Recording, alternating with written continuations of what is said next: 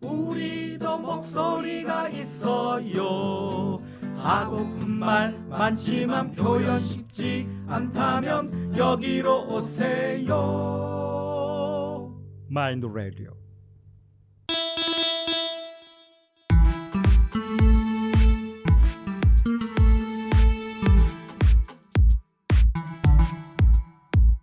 미디어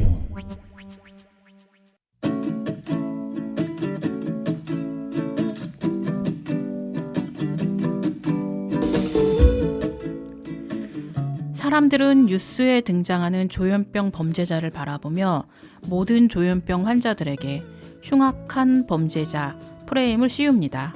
그리고 사회의 모든 악의 원인으로 조현병 환자들을 지목합니다. 그렇게 사실에 기반한 구별 과정 없이 모든 범죄의 원인과 책임을 조현병 환자라는 집단에 전가시킵니다. 물론 범죄를 저지른 조현병 환자는 법적 처벌을 받아야 합니다. 하지만 그 범죄자와 같은 병을 가졌다는 이유로 모든 조현병 환자들이 비난을 받아야 하는 건 아닙니다. 마인드포스트 이관영 기자가 쓴 넘치는 혐오에 대한 성찰 기사의 한 부분입니다.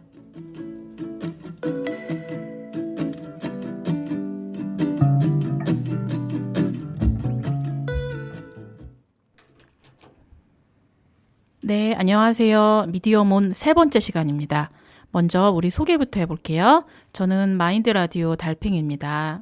안녕하세요. 저는 마인드 라디오 활동가 조이입니다. 네, 저는 마인드 라디오 활동가 바람입니다. 반갑습니다. 네, 반갑습니다. 오늘은 조이랑 같이 하는 그런 거 안 하시네요? 네, 당황했어요. 안 하셔가지고. 네. 네. 정신장애 인권 옹호를 위한 모니터링단 활동이 이제 시작된 지 한 달 정도가 된 것 같은데요. 조이와 바람은 활동을 하시면서 어떠셨는지 조금 얘기 좀 해주세요. 네, 저는 모니터링과 방송을 같이 하면서 그 다양한 모니터링의 내용을 알게 되었습니다. 미디어몬 방송을 하면서 모니터링에 대한 이해의 깊이가 조금은 넓어지고 있는 것 같습니다. 특히 마인드포스트 기자님들과 인터뷰하는 부분이 참 좋았습니다. 네. 조이는 어땠어요? 네, 한 달이 지났네요. 미디어몬 방송을 하면서 각자의 표현이나 청취자에게 전달할 수 있는 힘이 생긴 것 같아서 좋았습니다. 그리고 우리가 성장할 수 있는 계기가 된 것 같네요. 우리도 목소리를 낼 수 있구나. 그리고 어떻게 대응해야겠다. 이런 것들을 알게 되었습니다. 네, 한 달 사이에 조이에겐 되게 많은 변화가 생긴 것 같습니다. 네, 앞으로 조이의 모습과 바람의 모습을 점점 더 기대가 됩니다. 네, 저희 지난 방송에서는 정치인들이 정신장애에 대해서 혐오와 차별을 발언한 내용을 주로 이야기를 했는데요. 지난 방송을 들어보니까 저도 모르게 이렇게 좀 목소리가 높아지는 부분이 있어서 내가 괜히 좀 이렇게 성을 냈나? 막 이런 부분이 있었는데 그래도 조금 지난주에는 화나게 한 발언들이 좀 많았던 것 같아요. 지난 방송을 아직 안 들으신 청취자분들 2화 방송 꼭 들어주시길 바라고요. 바람과 조이는 지난 방송 들어보셨죠? 네, 어떠셨어요? 들어봤습니다. 네. 방송을 들어보니 굉장히 우리가 차분하구나 생각을 했습니다. 오, 저랑 반대네요. 네. 그래서 청취자분들이 잘 이해할 것 같습니다. 음. 앞으로 방송을 하면서 더 목소리가 커질 일이 생길 것 같습니다. 그리고 미디어몬 방송을 널리 알리고 싶다는 생각이 들었습니다. 네, 많은 네. 분들이 들었으면 좋겠네요. 네. 네, 저는 방송을 들으면서 그 모든 세계에는 늘 생존이 존재하는 것 같습니다. 생존의 우선순위이다 보니 모든 존재나 집단 혹은 개별적인 사람들이 자신의 존재와 생존을 위해 다양한 방법과 내용으로 살아가는 것 같습니다. 그런 일상과 생각이 정치하고 전혀 무관하지 않음을 다시 생각했습니다. 정신장애인의 정치 세력화와 모든 일상이 정치하고 연결되어 있음을 다시 한번 느꼈습니다. 아, 네. 되게 좋은 말씀이세요. 네. 그런데 조금 어려운 느낌이 좀 들어서 네. 쉽게 다시 한번 정리를 하시면 어떤 이야기신가요? 네. 그러니까 그냥 모든 사람들은 자신의 의견을 알리기 위해서는 정치에 보다 많은 관심을 가져야 할 것 같다라는 얘기를 되게 좋은 했습니다. 이야기였군요. 네. 네. 저는 정치에 관심이 없는 건 아닌데 잘 몰라서 배우고 싶고 알고 싶은데 뭐부터 시작해야 할지를 모르겠습니다. 네. 아까 조이가 앞으로 방송을 하면서 목소리가 커질 일이 생길 것 같고 목소리를 내야 할 일들이 더 생긴다고 얘기를 했는데 본인도 모르게 점점 관심을 가지게 된 것 같아요. 네. 그렇지 않나요? 네, 맞아요. 네. 그래서 미디어몬 방송과 함께 같이 우리 알아가고 이렇게 좀 관심을 갖는 그런 계기가 되었으면 좋겠습니다. 오늘 1부에서는 TV 드라마 예능에서 비친 정신장애인에 관해서 이야기를 좀 하려고 하고요. 2부에서는 마인드포스트 이관영 기자를 모시고 조금 더 폭넓은 이야기를 나눌 예정입니다. 그럼 본격적으로 미디어몬 3화 방송을 시작하도록 하겠습니다. 바람 첫 번째 이야기 전해주세요. 네, 달팽이와 조이는 TVN 대탈출 프로그램을 아시나요? 네, 저는 잘 알고 있습니다. 제 아이가 되게 좋아하는 프로그램이라서 몇 번이 아니라 다 본 것 같아요. 저는 거의 다. 예. 전체적으로 조금 자극적이긴 한데 그래서 청소년들이 조금 더 많이 좋아했던 프로그램이었던 것 같아요. 전 잘 몰랐는데 언론 모니터링 하면서 알게 되었습니다. 밀실 안에서 트릭을 풀고 헤쳐나간 게임으로 방탈출 형식이라고 보시면 될 것 같은데요. 네. 정신병원 탈출 관련 방송으로 기억합니다. 네, 맞습니다. 저는 이 프로그램을 잘 몰랐는데 마인드포스트의 기사를 보고 알게 되었습니다. 2019년 5월 13일 기사인데요. TVN 채널의 대탈출2 프로그램은 정신장애인들에게 사과하라는 제목입니다. 정신병원을 두려운 공간으로 묘사하고 정신장애인들을 희화하고 공포스럽게 보여줬다고 합니다. 네, 말이 좀 어려웠어요. 예, 두려운 공간으로 묘사하고 예, 그런 모습들이 좀 보였었는데 저도 그런 방송이 좀 기억이 나는 것 같아요. 조 마테오 정신병원이라는 곳이 배경이었는데 그 정신병원에 살인 범죄자가 입원해 있는 것을 설정을 했었고 그 안에서 매우 무서운 일들이 많이 벌어졌습니다. 저는 보다가 좀 무섭기도 하고 불쾌한 기분도 들고 그래서 채널을 돌렸던 기억이 나네요. 아유, 말도 마세요. 아이고. 병원장이 테마사로 나오고 어이구. 연출임에도 불구하고 여기저기 붉은 피들이 많이 나왔습니다. 배경도 어둡고 정신병원이 매우 끔찍한 공간으로 표현이 되었습니다. 네, 맞습니다. 그 방송 후에 마인드포스트에서 비판 기사를 보도했습니다.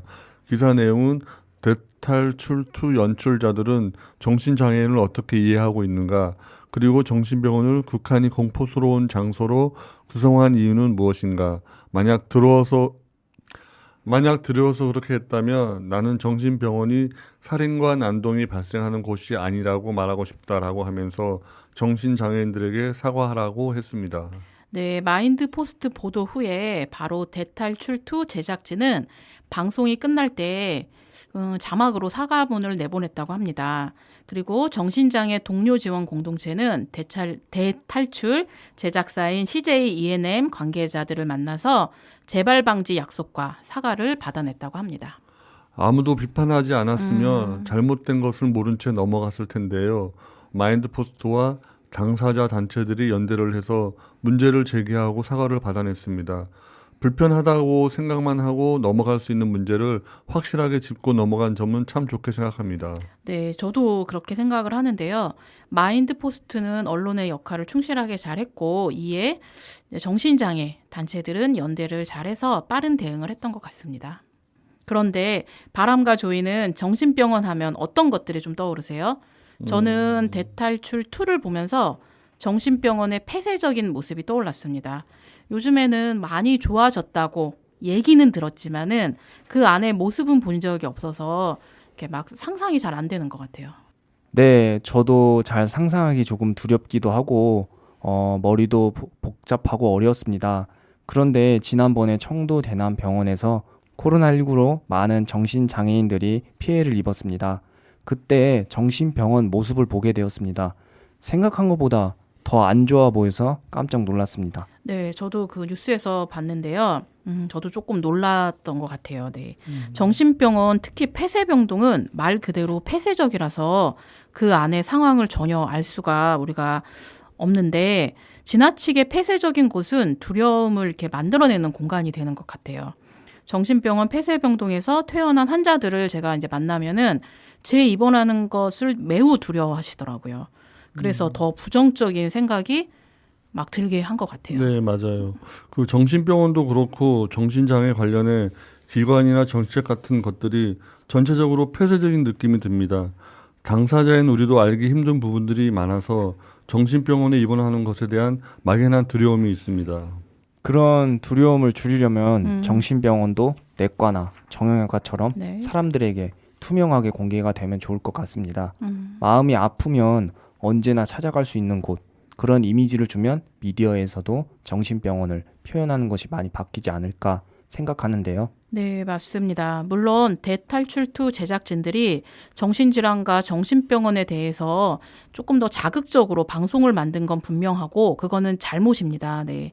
하지만 현재 정신병원의 이미지가 어떤지에 대해서는 정부나 정신장애 기관, 관련 유관기관에서 고민을 좀 더 해봐야 될 것 같습니다. 다음은 드라마에서 비친 정신장애인에 관해 조이가 준비를 했는데요. 어떤 내용인가요? 네, 2018년 10월 1일 SBS 드라마 여우 각시별 1화에서 조현병 환자가 나왔다고 합니다. 그런데 조현병 당사자에 대한 근거 없는 사회적 차별과 편견을 조장했다고 합니다. 마인드 포스트는 방송 직후 조현병 당사자를 폭력적으로 묘사했고 조현병 당사자들을 사회적 격리의 대상으로 해석했다고 하며 여우 각시별은 사과하라 라고 보도했습니다. 네, 방송 후에 시청자 게시판에도 많은 항의가 있었습니다. 제작진들의 인권 감수성의 부족함을 지적하는 글들이 많았습니다. 그리고 정신장애 동료 지원 공동체는 방송통신심의위원회에 심의를 요청했습니다. 그 결과는 드라마 설정상의 맥락과 제작진이 홈페이지에 사과문을 게재한 점을 감안해 행정지도에 해당하는 의견 제시를 결정했고 제작진이 사과문을 올렸습니다. 네, 그 정신장애 동료 지원 공동체에서 올린 그 심의 요청서를 마인드 포스트에서 자세하게 보도를 했는데 내용을 보면은 방송을 본 시청자들은 정신질환자를 위험한 존재, 제어할 수 없는 존재, 격리되어야 할 존재, 폭력적인 존재 등으로 인식할 가능성이 커졌으며 정신질환을 부정적인 이미지로 굳어지게 만들었다라고 했습니다. 그런데 갑자기 궁금증이 생겼는데요. 네. 그럼 정신장애인들은 언론에 나오면 안 되나요? 비판 기사나 관련 단체에서 낸 성명서를 보면 미디어에서 어떻게 표현되어야 할지는 나와 있지 않는 것 같아요. 지난주 박종원 편집국장님 인터뷰할 때 언론 가이드라인 이야기를 했었는데요. 네. 이런 것처럼 예능 가이드라인, 드라마 가이드라인을 만들어서 PD나 작가, 제작진들에게 제시해도 좋을 것 같습니다. 아, 네. 그것도 좋은 방법이네요. 그 사회의 소수자들이 언론에 나오는 모습을 자주 보여주면 익숙해져서 친근해지는 것 같습니다. EBS의 다큐 시선, 우리는 조현병 당사자입니다를 보면 정신장애인의 삶을 이해하게 되었다는 평이 많았었습니다. 네, 정신장애인들이 목소리를 낼 수 있는 그런 환경이 좀 마련되고 많은 사람들이 정신장애인들의 이야기를 듣다 보면 자연스럽게 편견은 저는 줄어들 거라고 생각을 하는데요. 그러려면은 당사자 언론들이 많이 생기고 쭉 유지할 수 이렇게 있게 조금 된다면은 서로 연대해서 더 많은 목소리를 내는 것이 저는 좋다고 생각합니다. 많은 당사자들과 관련 기관이 함께 논의를 하면은 좋을 것 같습니다. 네, 그 거대한 미디어에서도 잘 표현해주면 파장이 더욱 커서 좋겠습니다. 네. 하지만 당사자들이 지속적으로 꾸준하게 목소리를 낼 수 있는 환경을 만들어주면 장기적으로 더 큰 효과가 있을 듯합니다. 네, 당사자들의 목소리와 요구를 정신장애인 관련 단체에서 조금 더 귀 기울여서 듣고 그 요구들을 모아서 서울시나 정부에 제안을 좀 해야 될 것 같습니다. 마인드 라디오와 마인드 포스트 같은 언론이 왜 필요한지, 그래서 지원을 해줘야 된다는 것을 조금 알지 않을까요? 그렇게 맞아요. 하면? 네. 네. 그럼 당사자들이 먼저 직접적으로 요구를 해야겠네요. 네, 그렇죠. 하지만 정신장애인 당사자들의 증상으로 그분들이 선뜻 나서는 것은 조금 어려울 수도 있을 것 같고요. 혹시 이 방송을 듣고 계시는 당사자분들 중에 이런 목소리를 같이 내고 싶다 하시는 분들은 마인드 라디오에 오시면은 저희가 같이 할 수 있는 방법들을 고민하면 좋을 것 같아요. 그럼 다시 미디어에 비친 정신장애인의 이야기를 이어서 해보도록 하겠습니다. 네. 2018년 8월에 방영된 OCN 주말 드라마 보이스트 1화에 대해 이야기해 보겠습니다. 조현병 환자인 남성이 폭탄에 몸을 매단 채 지하철로 들어가 여성을 인질로 잡고 폭탄을 터뜨리겠다고 난동을 부리는 장면이 방송되었다고 합니다. 드라마에서 조현병 환자인 인질범은 최근 약을 끊어 망상이 심해졌다고 했습니다. 조현병 환자를 매우 폭력적으로 표현했네요. 그러네요. 이에 마인드 포스트는 드라마 작가는 조현병 당사자를 테러리스트로 만들고 싶었던 것일까? 아니면 조현병 환자는 위험하고 두렵다는 사회적 이데올로기에 편승해 이처럼 왜곡된 극을 만들고 싶었던 것일까? 라고 보도했습니다. 네, 드라마에서 조현병 환자를 무지하게 이렇게 두려운 존재로 만들었는데요. 마인드 포스트가 미디어 모니터링을 발빠르게 잘 했던 것 같고요. 바로 보도를 해서 우리도 시청자들이 드라마를 조금 더 비판적으로 바라볼 수 있게 한 부분은 매우 좋았습니다. 네. 그런데 조금 이제 이번 기사에서는 조현병 환자에 대해서 좀 모호하게 설명한 내용이 있었어요. 예를 들어 기사의 한 부분을 제가 조금 읽어볼게요. 조현병 환자는 일상을 꾸려나가기에 어려움을 겪는다. 증상이 심하면 50빼기 13이 얼마냐는 산수 문제도 풀지 못한다. 이런 부분은 조현병 환자에 대해서 선입견을 가질 수 있게 하지 않을까 하는 조금 우려가 돼서 좀 이야기를 했고요. 증상에 따라서 좀 다를 텐데 드라마에 대해서 비판 기사를 강하게 조금 보도를 하시면서 여러 가지 이야기가 섞여 있었던 것 같아요. 그래서 조금 이렇게 모호한 부분이 있지 않았나라는 생각이 들었습니다. 네, 저도 그 부분이 좀 기억에 남았습니다. 네. 그 드라마를 보며 저도 화가 많이 났었는데요. 네네. 기사에 감정적인 부분이 들어가 있지 않았을까 생각합니다. 방송 후 마인드 포스트 기사와 정신장애 동료 지원 공동체가 비판 설명서를 내면서 제작진에게 전달했습니다. 그리고 제작진은 바로 사과문을 게재했습니다. 네. 앞서 내용과 마찬가지로 마인드 포스트의 보도로 인해서 정신장애 당사자 단체들이 함께 연대를 해서 대응을 했었고 그다음에 사과를 받아낸 그런 결과가 있었습니다. 그럼 마지막으로 최근 방영된 KBS 드라마 영혼 수성공에 대한 기사들을 조이가 좀 소개해 주세요. 네, 제가 이 드라마의 관련 기사들을 모니터링을 했는데요. 네. 정신과의 문턱을 낮췄다는 긍정적인 기사가 있었습니다. 하지만 정신과 의사와 환자의 사랑은 윤리의 규정상 처벌 대상이라고 하는 기사들도 있어서 조금은 복잡했습니다. 네. 그 마인드 포스트의 장창현 의사가 영혼 수성공 제작진에게 띄우는 편지라는 기사가 있었는데요. 내용을 잠깐 소개해 보겠습니다. 환자의 일상 공간에 느닷없이 등장하고 환자에게 서슴없이 선물을 주고 사적인 관계를 만들어가는 데서 좋은 정신과 치료가 나오는 것은 아닙니다라고 정신과 치료를 포함한 의료 영역의 모든 치료는 그 수행에 있어 조심스러움이 요구됩니다라고 썼습니다. 네, 아까 조이가 얘기했듯이 이 드라마가 정신과의 문턱을 좀 낮췄다는 긍정적인 부분도 있었고 드라마의 그런 의도는 저희도 좀 이해할 수는 있었는데요. 현실적인 좀 치료 과정에 빠져 있어서 우려한 목소리들이 좀 많았습니다. 한국임상학회에서도 정신과 의사와 환자의 사랑은 윤리 규정상 처벌 대상이라고 공식 입장을 내놓았었는데 정신과 치료가 과학적인 치료가 아니라 영혼의 치유에 초점을 맞춘 부분을 좀 비판을 했던 것 같아요. 예. 그래서 시청자들이 정신과 병원에 대해서 조금 잘못 생각할 수도 있는 부분들이 이 드라마에서 표현이 됐던 것 같네요. 네, 이야기를 들어보니 비판을 받아야 하는 부분들이 이해가 됩니다. 영혼 수성공을 본 시청자들이 KBS 시청자 권익센터에 청원글을 올렸고 1,400명이 동의했다고 합니다. 많은 시청자들도 부적절한 부분들이 많았다고 생각한 것 같습니다. 네, KBS 시청자 권익센터 청원글에 누군가가 이제 청원을 올리고 청원글에 1,000명 이상 동의를 하면은 그 청원글에 해당하는 담당자가 반드시 답변을 해야 한다고 그런 조항이 있다고 합니다. 그래서 이제 영혼 수성공에도 1,400명이 동의를 했기 때문에 드라마 이제 제작 그 단들이 조금 이제 글을 올렸었는데요. 더욱 신중하고 조심스럽게 만들고자 노력하겠다는 답변을 올렸다고 합니다. 아, 네, 그렇군요. 네네. KBS 시청자 권익센터에 초원을 올리면 제작진들이 답변을 반드시 해야 한다는 것을 오늘 알게 되었네요. 네네. 시청자들이 모니터링을 좀 더 적극적으로 할 수 있을 것 합니다. 네네. 그렇죠. 네, 시청자들이 적극적으로 이제 뭔가를 자신들의 의견을 이제 게재할 수 있는 그런 장이 좀 생긴 것 같아요. 네. 네. 오늘 이제 그런 좋은 정보까지 방송이 좀 알차지 않았나라는 생각이 저희끼리 한번 해보고요. 네, 오늘은 미디어에 비친 정신장애인을 주제로 방송을 했었는데요. 조이랑 바람은 해보니까 어떠셨어요? 네, 오늘 방송이 저도 알차다고 생각이 들었습니다. 네네.